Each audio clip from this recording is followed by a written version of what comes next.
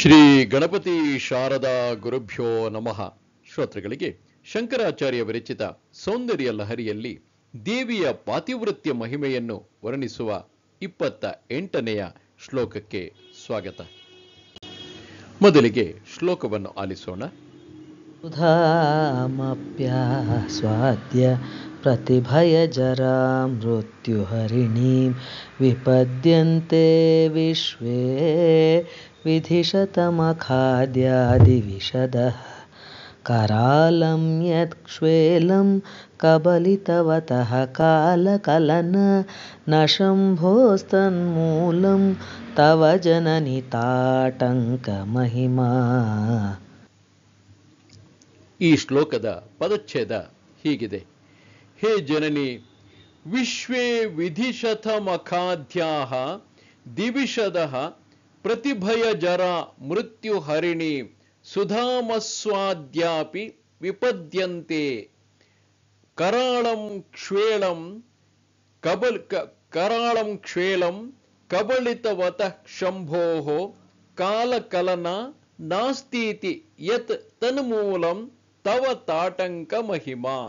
ಅಂದರೆ, ಹೇ ಜನನಿ, ತಾಯೇ, ವಿಶ್ವೇ ವಿಧಿಶತಮಖಾದ್ಯಾಃ ದಿವಿಷದಃ, ಅಂದರೆ ಸಕಲ ಬ್ರಹ್ಮಾದಿ ದೇವತೆಗಳು, ಪ್ರತಿ ಭಯ ಜರ ಮೃತ್ಯುಹರಿಣಿ, ಅಂದರೆ ಸಕಲ ಬ್ರಹ್ಮಾದಿ ದೇವತೆಗಳು, ಬ್ರಹ್ಮ ವಿಷ್ಣು ಮಹೇಶ್ವರರಾಗ್ಲಿ ಅಥವಾ ಇಂದ್ರಾದಿ ದೇವತೆಗಳಾಗ್ಲಿ, ಇವರೆಲ್ಲರೂ ಪ್ರತಿ ಭಯ ಜರ ಮೃತ್ಯುಹರಿಣಿ ಸುಧಾಮಸ್ವಾದ್ಯಾಪಿ, ಅಂದರೆ ಭಯಂಕರವಾಗಿ ಇದ್ದಂತಹ ಜರೆಯನ್ನು, ಅಂದರೆ ಮುಪ್ಪನ್ನು, ಮರಣವನ್ನು ಪರಿಹರಿಸುವಂತಹ ಅಮೃತವನ್ನು ಪಾನ ಮಾಡಿದ್ರು ಕೂಡ, ಮುಪ್ಪು ಮರಣ ಬರದ ಹಾಗೆ ಅವರೆಲ್ಲರೂ ಅಮೃತ ಪಾನ ಮಾಡಿದ್ರು ಕೂಡ ಅವರಿಗೆ ದೀರ್ಘಕಾಲದ ಜೀವನ ಇರುತ್ತೆ.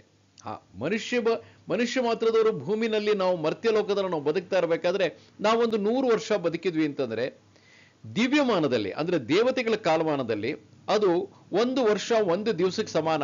ಹಾಗೆ ನಮ್ಮ 100 ವರ್ಷದ ಆಯಸ್ಸು ಅವರಿಗೆ 100 ದಿವಸಕ್ಕೆ ಸಮಾನ. 100 ದಿವಸಗಳು ಅಂತಂದ್ರೆ ಆ ತರ 360 ದಿವಸಗಳಾದಾಗ ದೇವತೆಗಳ ಕಾಲಮಾನದಲ್ಲಿ 1 ವರ್ಷ ಆಗತ್ತೆ. ಇದು ದೇವತೆಗಳು, ಸ್ವರ್ಗದಲ್ಲಿ ಇರ್ತಕ್ಕಂಥ ದೇವತೆಗಳ ಕಾಲಮಾನ. ಮತ್ತೆ ಬ್ರಹ್ಮನ ಕಾಲಮಾನ, ವಿಷ್ಣುವಿನ ಕಾಲಮಾನ, ವೈಕುಂಠದ ಕಾಲಮಾನಗಳು ಬೇರೆ ಬೇರೆ ತರ ಇರುತ್ತೆ.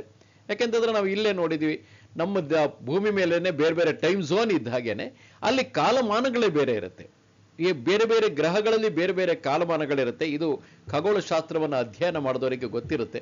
ಯಾಕೆಂತಂದ್ರೆ ಅದು ಸೂರ್ಯನ ಸುತ್ತ ಎಷ್ಟು ಸುತ್ತಗೋದಕ್ಕೆ ಎಷ್ಟು ಸಮಯ ತಗೊಳುತ್ತೆ ಅನ್ನೋದ್ರ ಮೇಲೆ ತಾನೇ ಕಾಲವನ್ನು ಲೆಕ್ಕ ಹಾಕೋದು. ಸೊ ಆ ಆಧಾರದಲ್ಲಿ ಇಲ್ಲಿ ಅದು ವೈಜ್ಞಾನಿಕವಾಗಿ ಇಲ್ಲಿ ಕೂಡ ದಿವ್ಯಮಾನದಲ್ಲಿ ಮನುಷ್ಯಮಾನದಲ್ಲಿ 1 ವರ್ಷ ಅಲ್ಲಿ 1 ದಿವಸಕ್ಕೆ ಸಮ ಆದರೆ, ಆ ರೀತಿ 360 ನಮ್ಮಲ್ಲಿ ವರ್ಷಗಳಾದ್ರೆ, ನಮ್ಮಲ್ಲಿ 360 ವರ್ಷಗಳಾದ್ರೆ ಅಲ್ಲಿ 360 ದಿವಸ ಆಗಿ 360 ವರ್ಷಗಳು ನಮ್ಮಲ್ಲಿ ಕಳೆಯೋ ಹೊತ್ತಿಗೆ ದಿವ್ಯಮಾನದಲ್ಲಿ 1 ವರ್ಷ ಕಳೆದಿರುತ್ತೆ.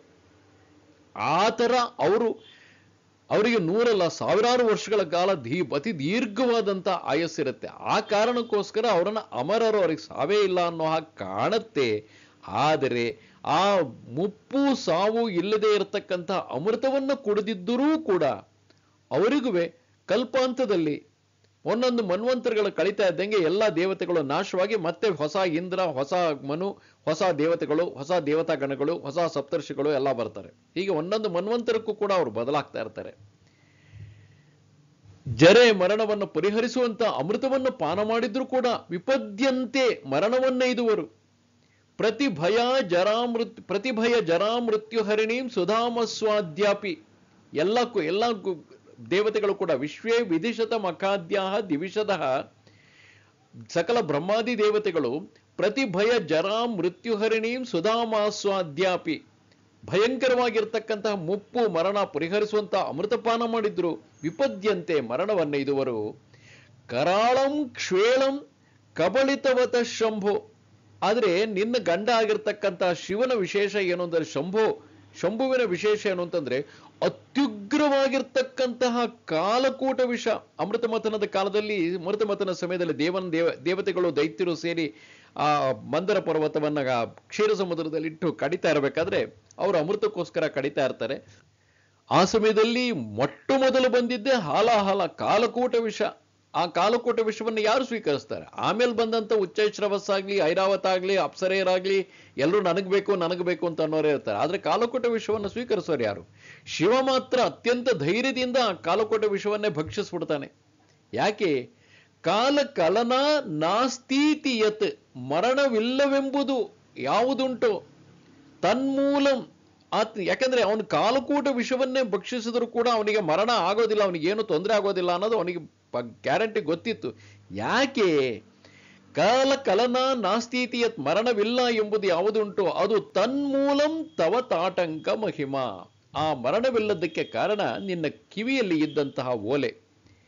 ಈಗಿನ ಕಾಲದವರಿಗೆ ನಾವು ಕಿವಿಲಿದ್ದಂಥ ಓಲೆ ಕಾರಣಕ್ಕೋಸ್ಕರ ಅವಳ ಗಂಡ ಆಗಿರ್ತಕ್ಕಂಥ ಸದಾಶಿವನಿಗೆ ಮರಣವೇ ಇಲ್ಲ ಅಂತಂದ್ರೆ ಅದಕ್ಕೂ ಏನ್ ಸಂಬಂಧ ಅಂತ ಹೇಳಿ ಕೇಳ್ತಾರೆ. ಆದ್ರೆ ಹಿಂದಿನವರು ನಮ್ಮಲ್ಲಿ ಹೆಣ್ಣು ಮಕ್ಕಳ ಕೊರಳಲ್ಲಿದ್ದಂಥ ಮಂಗಳಸೂತ್ರ, ಅವ್ರ ಕಾಲಲ್ಲಿರ್ತಕ್ಕಂಥ ಕಾಲುಂಗರ, ಬೈತಲಲ್ಲಿ ಇರ್ತಕ್ಕಂಥ ಸಿಂಧೂರ, ಇದಕ್ಕೆಲ್ಲ ಒಂದು ಮಹತ್ವ ಕೊಟ್ಟಿದ್ರು. ಕಿವಿಲಿರ್ತಕ್ಕಂತಹ ಬೆಂಡೋಲೆ ಇವೆಲ್ಲದೂ ಕೂಡ ಒಂದು ಮಾಂಗಲ್ಯ ಸೂಚಕ, ಮಂಗಳ ಸೂಚಕಗಳು ಅಂತ. ಅವರ ಮಾಂಗಲ್ಯ ಭಾಗ್ಯ ಉಳಿಯೋದಕ್ಕೆ ಅಥವಾ ಅವ್ರ ಗಂಡಂಗೆ ದೀರ್ಘಕಾಲದ ಆಯಸ್ಸು ಕೊಡುವಂಥದ್ದು, ಆ ಕೊಡುವಂಥ ಶಕ್ತಿ ಅಂದ್ರೆ ಆ ಒಂದು ಆಭರಣಗಳು, ಮಂಗಳ ಆಭರಣಗಳು ಏನಿದ್ವು ಆ ಸೌಮಂಗಲ್ಯವನ್ನು ಸೂಚಿಸ್ತಕ್ಕಂಥ ಆಭರಣಗಳನ್ನ ಆ ಉದ್ದೇಶಕ್ಕೋಸ್ಕರನೇ ಹಾಕೋತಾ ಇದ್ರು.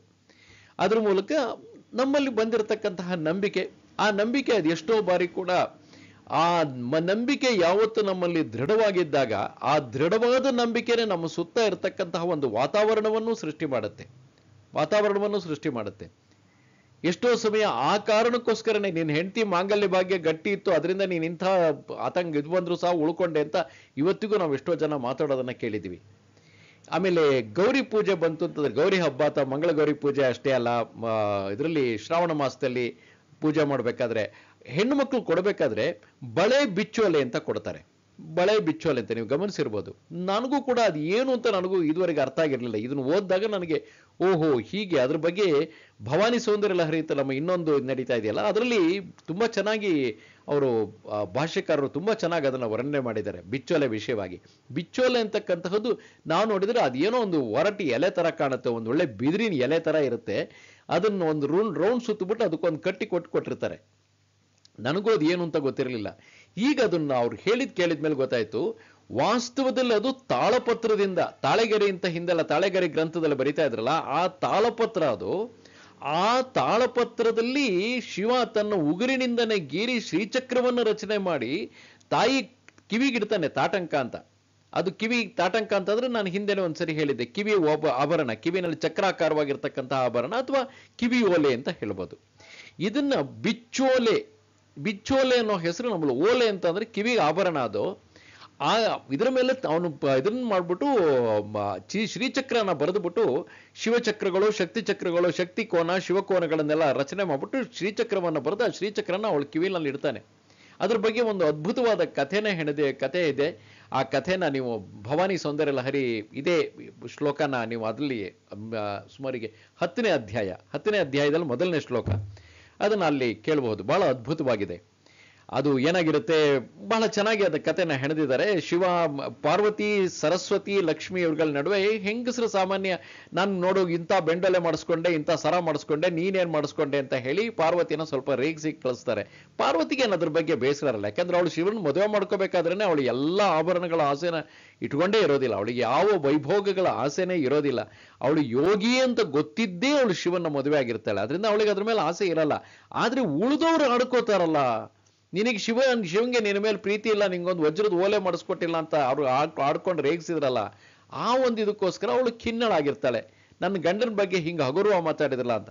ಅದು ಗೊತ್ತಾಗ್ತಾ ಇದ್ದಂಗೆ ಶಿವ ಏನ್ ಮಾಡ್ತಾನೆ, ಒಂದು ತಾಳಪತ್ರದಲ್ಲಿ ಶ್ರೀಚಕ್ರವನ್ನ ಬರೆದು ಅವಳು ಕಿವಿಗೆ ತಾಟಂಕ ಅಂತ ಇಡ್ತಾನೆ. ಅದನ್ನ ನೋಡಿದ್ರೆ ಉಳಿದವರೆಲ್ಲ ನಗ್ತಾರೆ ಅಂತಂದ್ರೆ ನೇರವಾಗಿ ಶಿವನೆದುರಿಗೆ ನಗೋಕ್ಕಾಗೋದಿಲ್ಲ.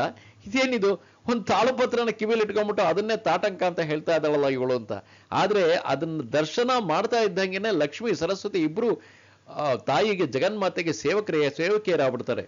ಆಮೇಲೆ ಆಗ್ತಕ್ಕಂಥ ಇದನ್ನೆಲ್ಲ ಘಟನೆಗಳನ್ನೆಲ್ಲ ನೋಡಿ ಆ ತಾಯಿ ಜಗನ್ಮಾತೆ, ತಾಯಿ ಆದಂತಹ ಮೇನೆ ಆ ಹಿಮವಂತನ ಪತ್ನಿ, ಅವಳು ಕೂಡ ಆಹಾ ಶಿವನ ಮಹಿಮೆ ಎಂಥ ಅದ್ಭುತವಾದ್ದು ಅಂತ. ಅಲ್ಲಿಂದ ಶ್ರೀಚಕ್ರ, ಶ್ರೀವಿದ್ಯಾ ಸ್ವರೂಪದ ಪೂಜೆ ಇವೆಲ್ಲ ಶುರುವಾಯಿತು ಅನ್ನೋ ಹಾಗೆ.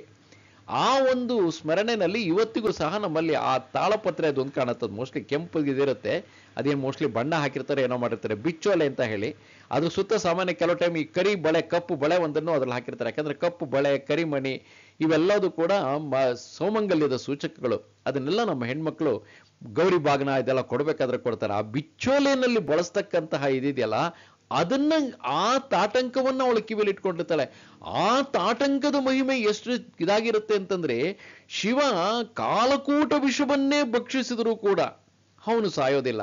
ಅಷ್ಟೇ ಅಲ್ಲ, ಕೊನೆಗೆ ಪ್ರಳಯ ಕಾಲದಲ್ಲಿ ಬ್ರಹ್ಮ, ವಿಷ್ಣು, ಮಹೇಶ್ವರ, ಮುಕುಂದ ಎಲ್ಲರೂ ಸೋತೋಗ್ತಾರೆ. ಇಂದ್ರಾದಿ ದೇವತೆಗಳು ಕೂಡ ಎಲ್ಲರೂ ನಾಶವಾಗಿ ಹೋಗ್ತಾರೆ.